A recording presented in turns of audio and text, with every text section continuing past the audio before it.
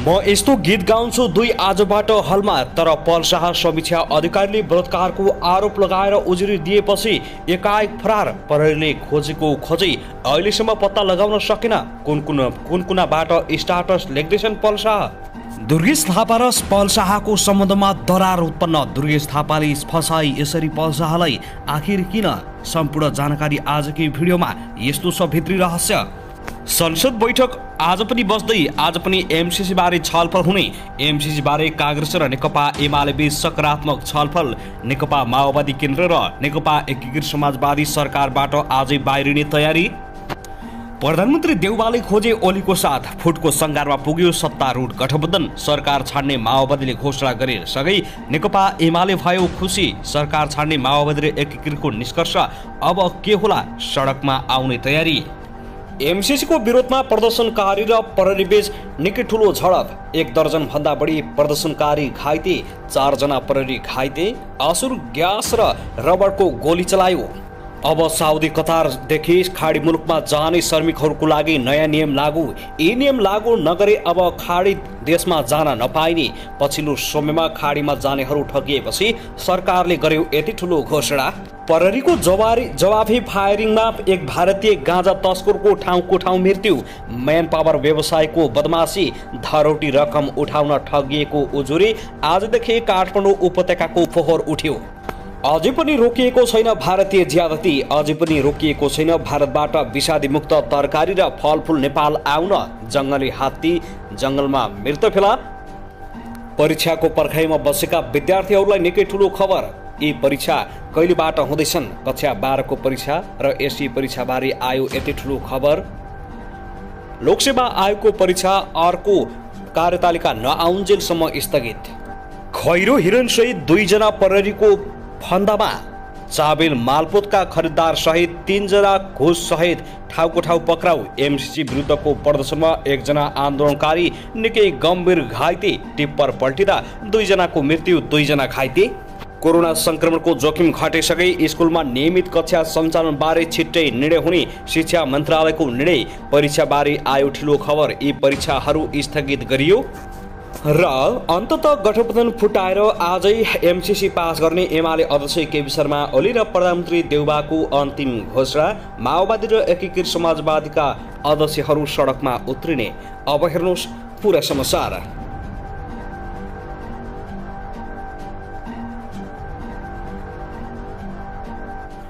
दर्शकबिन नमस्कार। YouTube channel Nepali खबर मिडियामा तपाईहरूलाई हार्दिक स्वागत छ।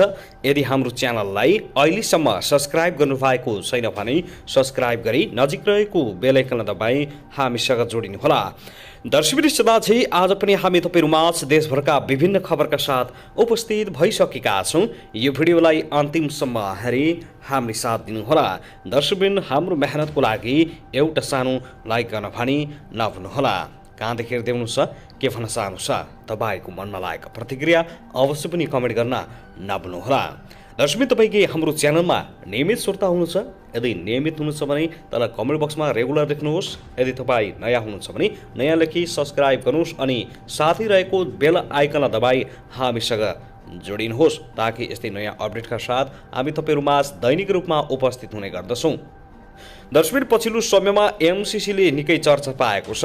अन्ततः गठबन्धन फुटेको छ भने प्रधानमन्त्री शेरबहादुर देउवाले एमाले अध्यक्ष केपी शर्मा ओलीसँग मिलेर आज एमसीसी पारित गर्ने तयारी थालेका छन्। उता भने नेकपा माओवादी केन्द्र र एकीकृत समाजवादी आजबाट सडकमा उत्रिने तयारी थालेको छ। यो विषयमा तपाईको धारणा के छ? एमसीसी राष्ट्रहितको लागि छ त? राष्ट्रहितको लागि भएकै कारण त एमसीसी पास हुँदै होला? तपाईको मनमा लागेका प्रतिक्रिया अवश्य पनि कमेन्ट गर्न नभुल्नुहोला।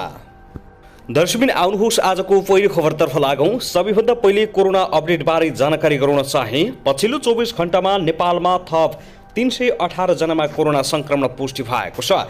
यस अवधिमा 562 जना कोरोनाबाट मुक्त भएका छन् भने थप 1 जना संक्रमितको ज्यान गएको मन्त्रालयले जानकारी दिएको हो।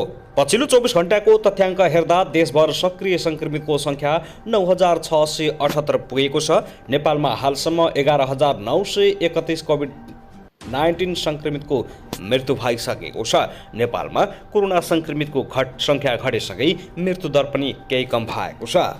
दर्शकबिन त्यसैगरी आउनुहोस् अब अर्को खबरतर्फ लागौँ। 5 दलीय गठबन्धनलाई राष्ट्रिय सभाको निर्वाचन हुँदै सङ्घीय संसदको निर्वाचनसम्म लैजाने सहमति सहित सरकारमा सहभागी भएका नेकपा माओवादी केन्द्र र नेकपा एकीकृत समाजवादी एमसीसी किचलुका कारण सत्ताबाट बाहिरिने निष्कर्षमा पुगेका छन्। प्रधानमन्त्रीको जोडबलमा संसदमा एमसीसी टेबल भएको छ। प्रधानमन्त्री शेरबहादुर देउबा र उनको दल नेपाली काङ्ग्रेस संसदमा छलफल गरी एमसीसी पारित गराउने पक्षमा उभिएका छन्। तर सच्चा साझेदार माओवादी केन्द्र र नेकपा यसले सदनमा एमसीसी निर्णयार्थ प्रस्तुत भई विपक्षमा मत दिने निर्णय गरेका थिए। सरकारमै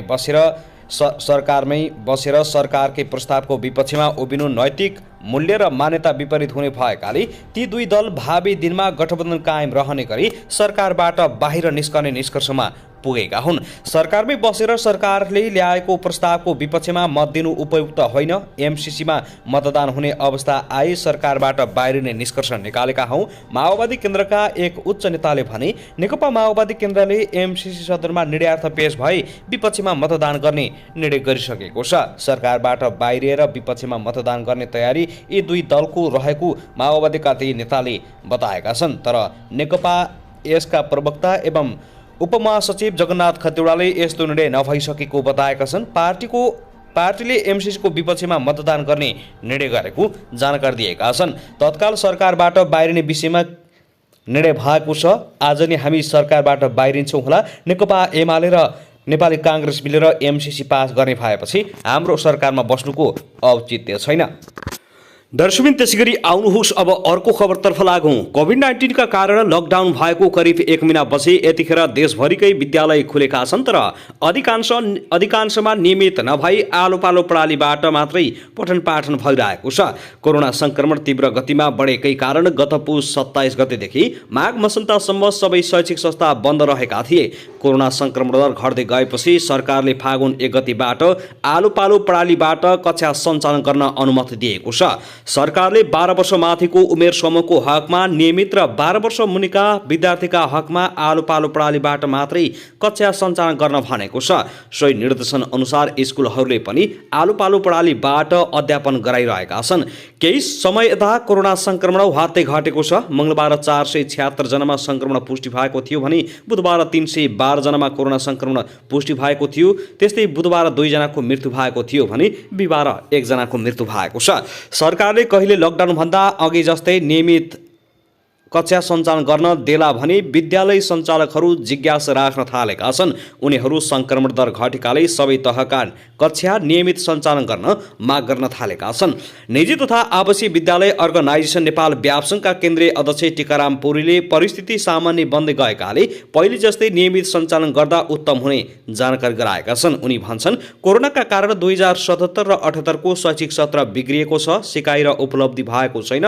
त्यसैले अब समग्र शैक्षिक सत्र सकेसम्म 2079 नसकिए 80 सालसम्ममा पुरानै लयमा फर्काउन शिक्षक र सरकार लागि परेको उनले बताएका छन्। दर्शकबिन त्यसैगरी आउनुहोस् अब अर्को खबरतर्फ लागौँ।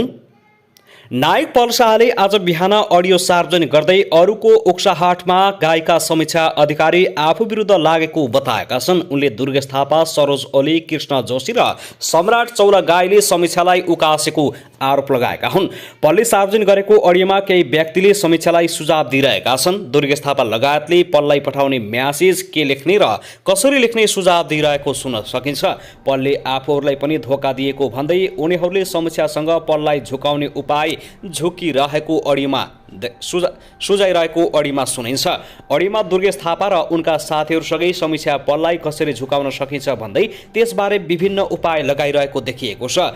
अडियोमा वास्तविकता भन्दा बाहिर रहेर विभिन्न उपाय सुझाइरहेको सुन्न सकिन्छ। दुर्गेश थापा सहितका व्यक्ति मिलेर आफूलाई फसाउन खोजेको पहलले बताइरहँदा दुर्गेश थापा भने आफूसँग समीक्षाले सहयोग मागेपछि सहयोग मात्रै गरेको बताएका छन्। यसैबीच जिल्ला प्रहरी कार्यालय तनहुँमा पल विरुद्ध उजुरी परिसकेको छ। जिल्ला अदालत तनहुँले पल विरुद्ध पक्राउ पूर्जी गरिसकेको छ। जिल्ला प्रहरी कार्यालय तनहुँले पलको खोजी भइरहेको जानकारी दिएको छ। यसैबीच पलले 6 वटा अडियो क्लिप फेसबुक मार्फत सार्वजनिक गरेका छन्। दर्शकबिन त्यसैगरी आउनुहोस् अब अर्को खबरतर्फ लागौँ। नेपाली सुनचाँदी बजारमा आज सुनको मूल्य प्रति तोला 2500 र चाँदीको 35 रुपियाँले बढेको छ। नेपाल सुनचाँदी व्यवसायी महासङ्घका अनुसार बिहिबार छापावाला सुनको मूल्य प्रति तोला 79,000 रुपियाँ तोकिएको छ। बुधबार प्रति तोला 96,500 रुपियाँमा कारोबार भएको थियो। त्यस्तै मङ्गलबारका लागि तेजाबी सुनको मूल्य प्रति तोला 98,500 रुपियाँ तोकिएको छ। अघिल्लो दिन 96,000 रुपियाँमा कारोबार भएको थियो। त्यस्तै आज चाँदीको मूल्य अघिल्लो कारोबार मूल्यका तुलनामा प्रति तोला 35 रुपियाँले बढेको छ। आज प्रति तोला मूल्य 1,355 रुपियाँ तोकिएको छ भने अघिल्लो दिन 1,320 रुपियाँमा कारोबार भएको थियो। सुन चाँदीको मूल्य 90,000 भन्दा तल घटेको छैन। दर्शकबिन त्यसैगरी आउनुहोस् अब अर्को खबरतर्फ लागौँ। प्रहरीको गोली लागेर 12मा एकजनाको मृत्यु भएको छ। तस्कर र प्रहरीबीच गोली हानाहान हुँदा एक तस्करको मृत्यु भएको प्रहरीले बताएको छ। बुधबार राति 7-8 जनाको समूहमा 5 पाकेटमा 75 किलो गाँजा नेपालबाट भारततर्फ लगिरहेको सूचनाको आधारमा त्यसतर्फ गएको प्रहरी टोली र तस्करबीच सिमरौनगढ नगरपालिका 2 महुयाईमा गोली हानाहान भएको जिल्ला प्रहरी कार्यालय 12 का प्रवक्ता राजेश थापाले बताएका छन्। गोस्ती टोलीलाई लक्षित गरी तस्करले एक राउन्ड गोली चलाएको र आत्मरक्षाका लागि प्रहरीले चलाएको गोली लागि नाम नखुलाइएका एकजना गाँजा तस्करको मृत्यु भएको उनले बताएका छन्। मृतक भारतीय नागरिक भएको प्रहरीले जनाएको छ। कम्मरमा गोली लागि घाइते भएका उनको कलैया अस्पतालमा उपचारका क्रममा राति 1:30 बजे मृत्यु भएको प्रवक्ता थापाले बताएका छन्। शवलाई प्रादेशिक अस्पतालमा राखिएको छ। प्रहरीको जवाफी फायरपछि तस्करले गाँजा छाडेर भाग्दै गर्दा एकजना भारतीयलाई प्रहरीको टोलीले पक्राउ गरेको छ। पक्राउ पर्नेमा भारत बिहारको मोतिहारी जिल्ला ग्राम पञ्चायत पिप्रकाका 40 वर्षीय हृदय देश गिरी रहेको थापाले जानकारी दिएका हुन्। साथै आउनुहोस् अब अर्को खबरतर्फ लागौँ। वरिष्ठ लोकायुक्त जयनन्द लामाको आज अन्तिम संस्कार गरिँदैछ। हिजो बिहान निधन भएका लामाको आज स्वयमीमा बौद्ध परम्परा अनुसार अन्तिम संस्कार गरिने परिवारले जनाएको हो। त्यसअघि लामालाई अन्तिम श्रद्धाञ्जलीका लागि नेपाल प्रज्ञा प्रतिष्ठानमा राखिएको थियो। बिहान 10:30 बजेदेखि 12:30 बजेसम्म श्रद्धाञ्जलीका लागि नेपाल संस्कृति संस्थान राष्ट्रिय नाचघर जमलमा राखिएको तामाङ कलाकार सङ्घका अध्यक्ष विश्व दोङले जानकारी दिएका छन्। उनको हिजो बिहान भक्तपुरको कौशलटारमा रहेको आफ्नै निवासमा निधन भएको थियो। सिधुपाल्चोक 12 विषयमा जन्मेका वरिष्ठ लोकगायक लामाको थुप्रै लोकगीत चर्चे छन्। 100 भन्दा बढी चलचित्र र टेलिचलचित्रमा समेत उनले अभिनय गरेका छन्। दर्शकबिन त्यसैगरी आउनुहोस् अब अर्को खबरतर्फ लागौँ। दार्चुलामा भारतीय सेना अनुमति बिनै नेपाल प्रवेश गरेको छ। भारतीय प्यारामिलिट्री फोर्स अन्तर्गतको गोर्खा रेजिमेन्ट सेनाका जवान बुधबार महाकालीमा पौडी खेलेर नेपाल आएका हुन्। जिल्लाको महाकाली नगरपालिका 4 महाकालीमा पौडी खेल्दै डुङ्गामा डोरी बाँध्न रेजिमेन्टका जवान नेपाल प्रवेश गरेका थिए। उनीहरू नदीमा रेक्स्यु तालिम गर्न पौडी खेलेर नेपालतर्फ आएको बुझिएको छ। उनीहरूले तालिमका लागि डोरी बाँध्न लाग्दा नेपाल प्रहरीले देखेको र नेपालतर्फ बाँधेको डोरी फुकाएको जिल्ला प्रहरी कार्यालय दार्चुलाले जनाएको छ। त्यसपछि उनीहरूलाई भारततर्फ पठाइएको दार्चुला प्रहरीका प्रहरी नायब उपरीक्षक महनुश्वर भट्टराईले बताएका छन्। महाकाली अन्तर्राष्ट्रिय सीमा नदी भएकाले नेपाल प्रवेश गर्न अनुमति लिनुपर्ने हुन्छ, तर भारतीय पक्षले आज कुनै जानकारी नदिएको दार्चुलाका प्रमुख जिल्ला अधिकारी दिगराज उपाध्यायले बताएका छन्। त्यसैगरी आउनुहोस् अब अर्को खबरतर्फ लागौँ। इलाम नगरपालिका 9 मा निर्माण भएको फाल्गुनन्द सुकिलुम्बा विमानस्थलमा आजबाट यति एयरलाइन्सको तारा एयरले नियमित उडान सुरु गरेको छ। तारा एयरको 9NLO-ले आजबाट सातामा 2 पटक इलामबाट काठमाडौँ उडान भर्ने भएको हो। पहिलो व्यावसायिक उडानमा केही यात्रु र पर्यटन क्षेत्रका संस्थाका प्रमुख लिएर 11 बजे अवतरण भएको तारा एयर 220 मा फर्किएको थियो। बिहिबार र आइतबार नियमित उडान गर्ने तारा एयरले जनाएको छ। इलाम नगरपालिकाले प्रत्येक उडानका लागि 11 जना यात्रुको सुनिश्चितता गरेपछि तारा एयरले नियमित उडान सुरु गरेको हो। नगरपालिकाले यात्रुहरूको ग्यारेन्टीका लागि 10 लाख रुपियाँ बजेट विनियोजन गरेको छ। एकतर्फी टिकट काट्नेलाई अर्को तर्फको भाडा इलाम नगरपालिकाले भरिदिने जनाएको छ। माघ 26 गते परीक्षण उडान सफल भएपछि पूर्व प्रधानमन्त्री झलनाथ खनाल, संस्कृति पर्यटन तथा नागरिक उडान मन्त्री प्रेम आले लगायतको उपस्थितिमा फागुन 1 गते विमानस्थलको उद्घाटन भएको थियो। विमानस्थलको धावन मार्गको निर्माण कार्य सम्पन्न भएपछि इलाम नगरपालिकाले तारा एयरसँग सम्झौता गरी उडान सुनिश्चित गरेको हो। विमानस्थलबाट नियमित उडान भए इलामको पर्यटन प्रावधानमा टेवा पुग्ने विश्वास गरिएको छ। 2068 सालबाट निर्माण थालिएको विमानस्थलबाट 10 वर्षपछि इलामवासीले सेवा पाएका छन्।